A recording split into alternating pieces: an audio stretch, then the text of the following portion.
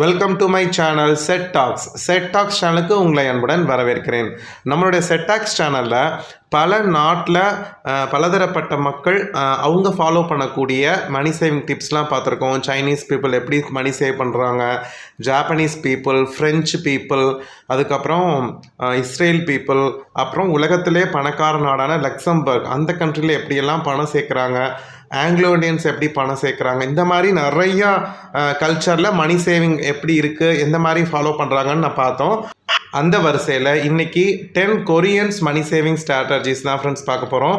கொரியன்ஸும் வந்து பார்த்திங்கன்னா ஜாப்பனீஸ்க்கு ஈக்குவலாக மணி சேவிங்கில், மணி இன்வெஸ்டிங்கில், ரிச் பீப்புள் இருக்கக்கூடிய எல்லா விஷயங்களுமே வந்து பார்த்திங்கன்னா டாப்பில் இருக்காங்க. அவங்களோட 10 மணி சேவிங் ஸ்ட்ராட்டஜிஸ் ஒன்றா பார்க்கலாம். ஃபஸ்ட்டு அவங்க வந்து பார்த்திங்கன்னா ஃப்ரிகாலிட்டியை வந்து பயங்கரமாக ஃபாலோ பண்ணுவாங்க. ஃப்ரிகாலிட்டி அப்படிங்கிறது வந்து கஞ்சத்தனம் கிடையாது ஃப்ரெண்ட்ஸ். தேவையில்லாத எக்ஸ்பென்சஸை வந்து அவங்க பண்ண மாட்டாங்க. ஃபோக்கஸ் ஆன் நீட்ஸ், அதாவது அவங்களுக்கு என்ன தேவையோ அதில் மட்டும்தான் அவங்களோட கான்சன்ட்ரேஷன் இருக்கும்.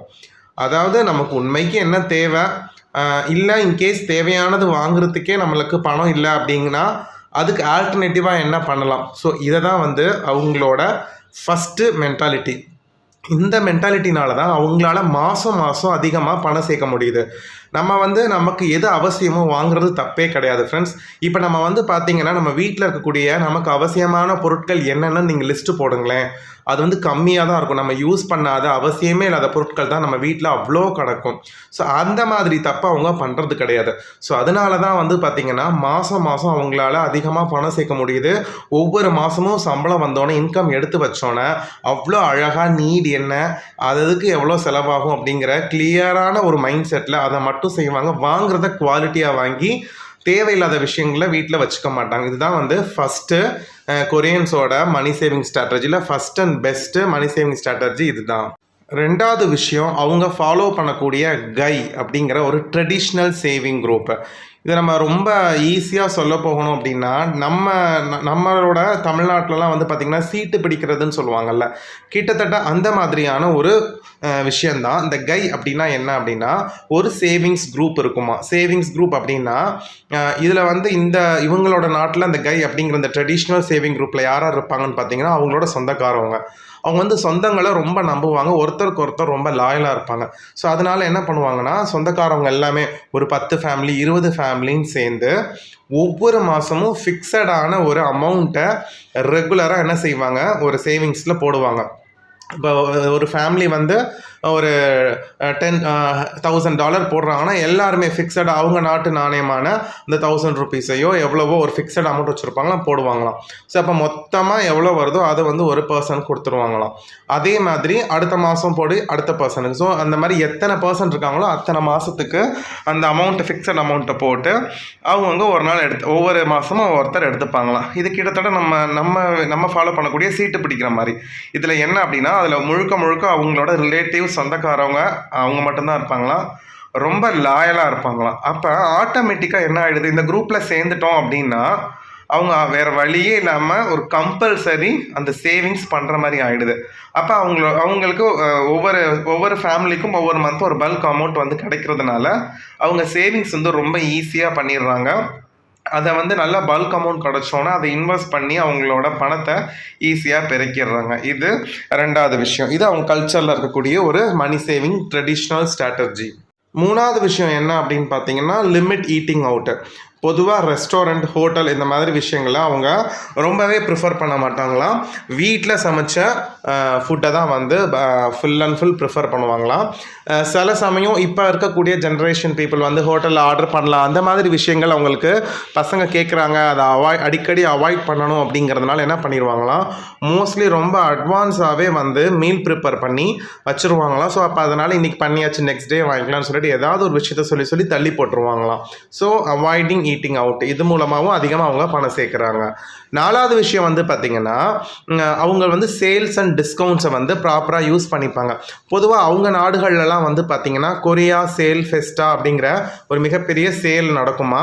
அது வந்து பார்த்திங்கன்னா இந்த சீசனல் கிளியரன்ஸ் சேல், அதாவது ஒவ்வொரு சீசனுக்கும் ஒரு கிளியரன்ஸ் சேல் மாதிரி வைப்பாங்களாம். ஸோ அதில் வந்து பார்த்திங்கன்னா நிறையா டிஸ்கவுண்ட்ஸ் கிடைக்குமா, நல்ல குவாலிட்டி ப்ராடக்ட்டே வந்து பார்த்திங்கன்னா நல்லா சீப்பாக கிடைக்குமா, அந்த மாதிரி சேல்ஸ் அண்ட் டிஸ்கவுண்ட்ஸை வந்து ப்ராப்பராக யூஸ் பண்ணிப்பாங்களாம். அப்புறம் அவங்க நாட்டில் நம்ம எப்படி கூப்பன்ஸ் கொடுக்குறாங்களோ அதே மாதிரி அவங்க coupons, loyalty points, cashback apps இந்த மாதிரி விஷயங்களை யூஸ் பண்ணி தேவையான பொருளையும் வாங்கி நிறையா பணம் மிச்சம் பண்ணுறாங்களாம். ஸோ இதுவும் நம்ம நாட்டில் இருக்குது. 5வது விஷயம் வந்து பார்த்திங்கன்னா பப்ளிக் டிரான்ஸ்போர்ட் தான் வந்து யூஸ் பண்ணுவாங்களாம். சப்வே இந்த மாதிரி பஸ்ஸஸ், இது மாதிரி பஸ்ஸை ப்ரிஃபர் பண்ணுவாங்களாம். இல்லைனா இந்த சப்வே இருக்கணும் அதில் நடந்து போகிறத ப்ரிஃபர் பண்ணுவாங்களாம்.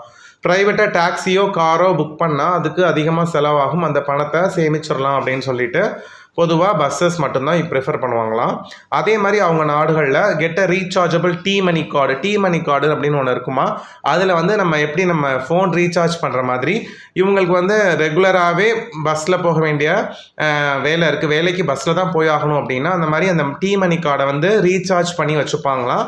அப்போ வந்து இப்போ எப்படி நம்ம சீசன் டிக்கெட் மாதிரி ரெகுலராக போகிறவங்களுக்கு அதில் நிறைய டிஸ்கவுண்ட்ஸ் கிடைக்கும் அந்த ஃபேர்ஸில். ஸோ அதை மாதிரி ரீசார்ஜ் பண்ணி அதில் கொஞ்சம் மணியை வந்து சேர்த்துப்பாங்களாம். 6வது விஷயம் வந்து பார்த்திங்கன்னா அவங்களோட லோக்கல் பேங்க்ஸில் வந்து பார்த்திங்கன்னா சேவிங்ஸ் பிளான்ஸ்க்கு நிறையா ஹை இன்ட்ரெஸ்ட் கொடுக்கக்கூடிய சேவிங்ஸ் அக்கௌண்ட் வந்து இருக்குமா. அதனால் என்ன பண்ணுவாங்களாம், ஸோ நிறைய இப்போ எப்படி நம்ம நாடுகளில் இப்போ ஒரு சேவிங்ஸ் அக்கௌண்ட்னால் 3% 4% தான் வருது.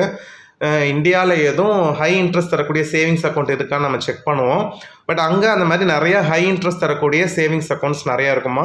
ஸோ அவங்க கம்பேர் பண்ணிப்பாங்களாம். ஸோ எந்த பேங்க்கோட ப்ரொமோஷன் அவங்களுக்கு பிடிச்சிருக்கு, எந்த பேங்க்கில் அதிகமான வட்டி கிடைக்குது, எதில் நிறைய ஃபெசிலிட்டி இருக்குதுன்னு சொல்லிட்டு பேஸ்ட் ஆன் இன்ட்ரெஸ்ட் ரேட்டு அவங்க ஏதாவது ஒரு பேங்க்கை ஹை இன்ட்ரெஸ்ட் ரேட் தரக்கூடிய பேங்க்கை ப்ரிஃபர் பண்ணி அதில் அவங்களோட மணியை சேமிக்க ஆரம்பிச்சிருவாங்களாம். ஸோ அது மூலமாகவும் அவங்களுக்கு வட்டி அதிகமாக கிடைக்குது அப்படின்னு சொல்கிறாங்க.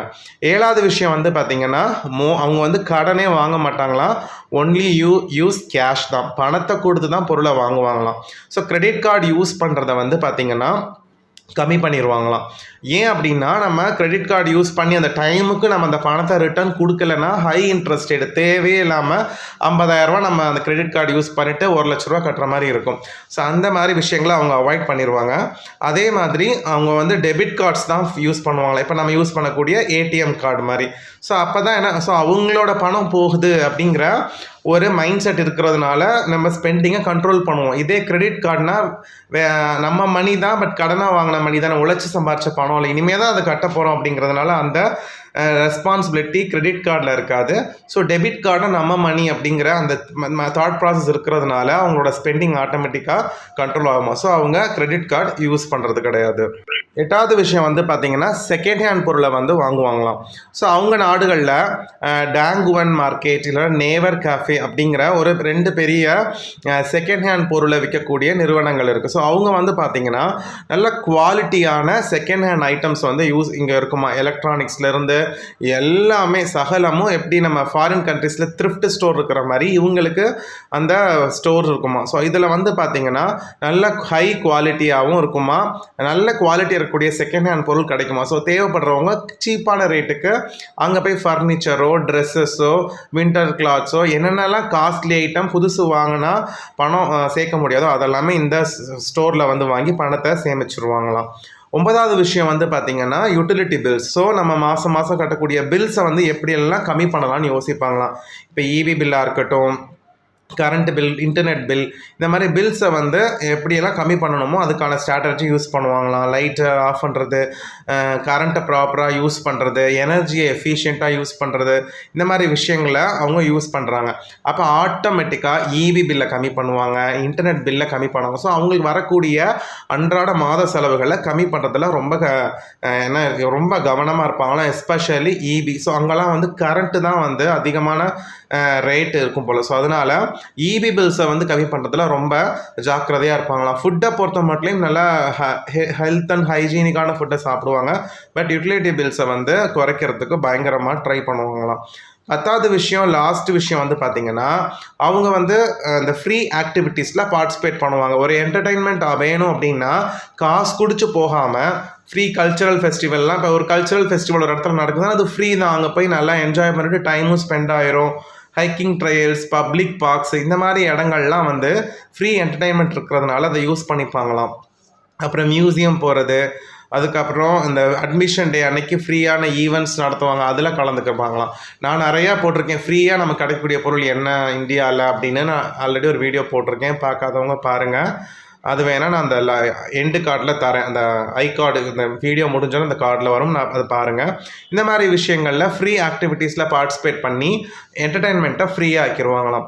ஸோ இந்த மாதிரி இந்த ஸ்ட்ராட்டஜிஸ் அவங்க ஃபாலோ பண்ணுறதுனால அவங்களால அதிகமாக பணம் சேமிக்க முடியுது ஃப்ரெண்ட்ஸ். ஸோ இந்த வீடியோ இங்கே முடிச்சுக்கிறேன். இந்த வீடியோவை பற்றின கமெண்ட்டை மறக்காமல் கமெண்ட் பாக்ஸில் சொல்லுங்கள். இது யூஸ்ஃபுல்லாக இருந்துச்சுன்னா உங்கள் ஃப்ரெண்ட்ஸ்க்கு ஷேர் பண்ணுங்கள் ஃப்ரெண்ட்ஸ். அடுத்த வீடியோவில் உங்கள் எல்லாரையும் பார்க்குறேன். Bye friends.